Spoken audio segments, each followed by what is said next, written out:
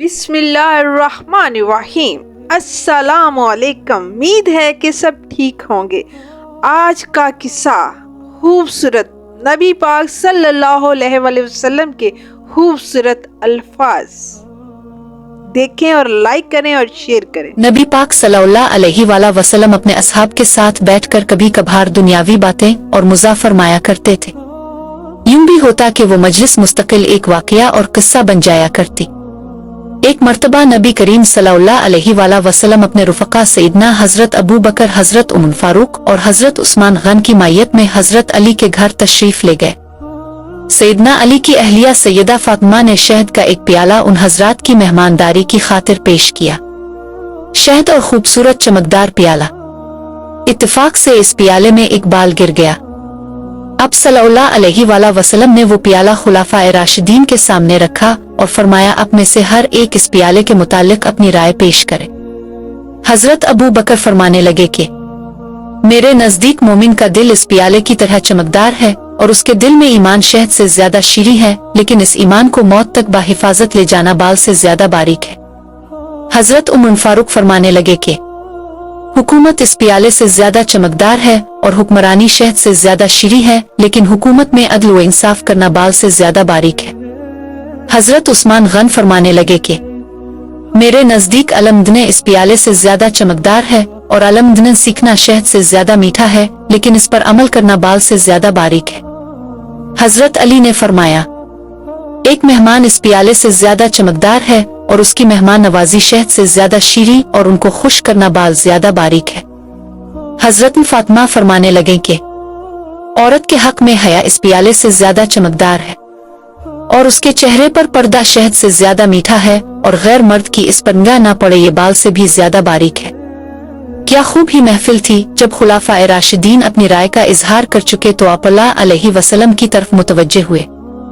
उधर सरकार दो आलम के लब मुबारक हिले तो जुबान नबुवत से ये अल्फाज मुबारक निकले कि मरिफत इस प्याले से ज्यादा चमकदार है और माफ़तन इलाही का हासिल होना इस शहद से ज्यादा मीठा है और माफ़तन इलाही के बाद इस पर अमल करना बाल से ज्यादा बारीक है।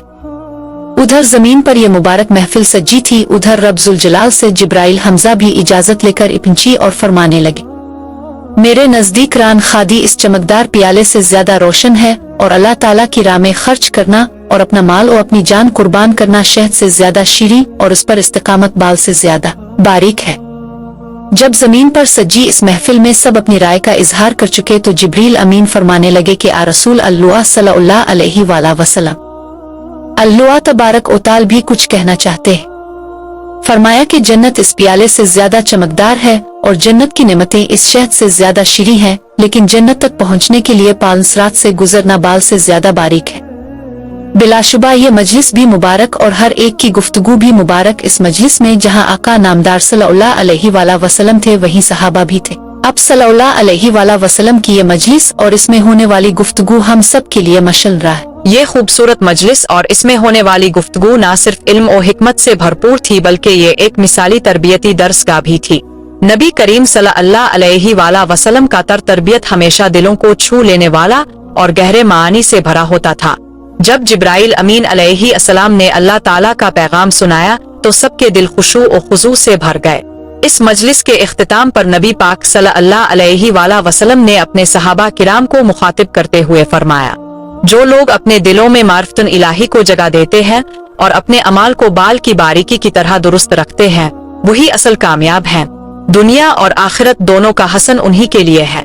अब सल्लल्लाहु अलैहि वसल्लम ने मजीद फरमाया, याद रखो, अल्लाह ताला की रजा के लिए जिंदगी गुजारना, हर छोटे बड़े अमल को नियत के इखलास के साथ सरंजाम देना और दूसरों के साथ इंसाफ और मोहब्बत का मुआमला करना सबसे अजीम इबादत में से है। ये नसीहत सुनकर सहाबा किराम के दिल नरम हो गए और आंखें नम हो गई।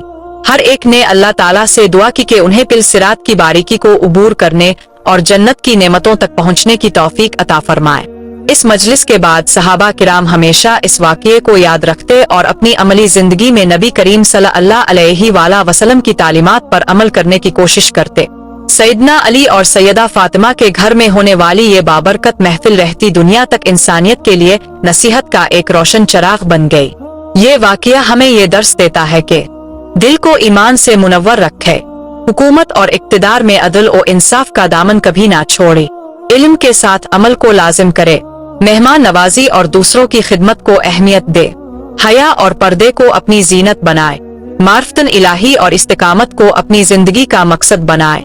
यकीनन ये मजलिस दुनिया के लिए एक बेहतरीन मिसाल है कि किस तरह नबी करीम सल्लल्लाहु अलैहि वसल्लम ने अपने सहाबा को दीन और दुनिया के मामलात में रहनुमाई फराहम की और मोहब्बत और इखलास के साथ जिंदगी गुजारने का दर्स दिया।